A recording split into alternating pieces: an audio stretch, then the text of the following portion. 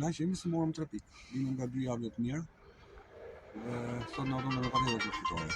Ishim edhe që arritëm 3 pikë, kjo është shumë e rëndësishme.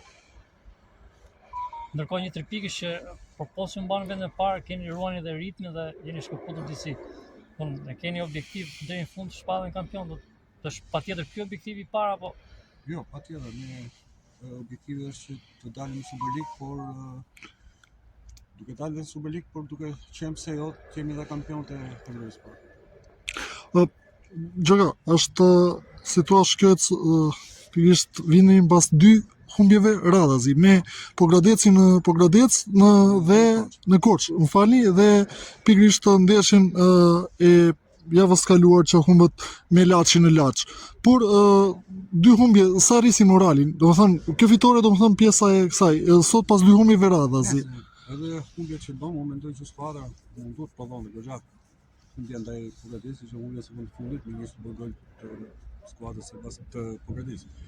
Por dhe ndeshja me Laç, unë mendoj që skuadra performon mirë dhe pavarësisht gabimit që ne i dha mundësi kundërshtarit me gabimin tonë dhe me penalltin, ne skuadra reagoi shumë mirë te serbisë dhe mund të balancohet. Kështu që nuk është se skuadra s'ka problem.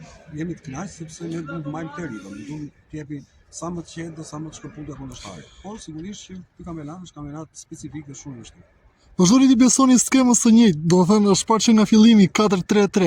Është kjo Skënderbeu ose është ky pikërisht moduli që i përshtatet lojës tuaj ose asaj çfarë ju keni në kokë për Skënderbeu dhe sa fatgjat mendoni që mund jetë ky grup, sepse dhe zvendësimi ndoshta duke qenë se është pjesa e merkatos shumë afër. E jeni parë që ndryshoni her pas herë skemat ose dhe vendosjen e lojtarëve, ndërkohë që keni besuar skemës tuaj klasike 4-3-3 me Çuçkën her pasere ose Ukiçi, Nasër dhe her Gjatën, her Tajon që her pasere kanë mbajtur peshën e sulmit. Tek grup kemi ndërtuar që në verë që kemi filluar stërvitjen, nga ky grup po duhet pas parasysh dhe cilësitë individuale apo dhe kolektive të skuadrës, kemi dalë që kjo është një nga skemat tona të preferuar, pavarësisht se gjatë lojës mundoni ndryshojmë gjërat tona në fazën mbrojtje pas sulmit. Faleminderit.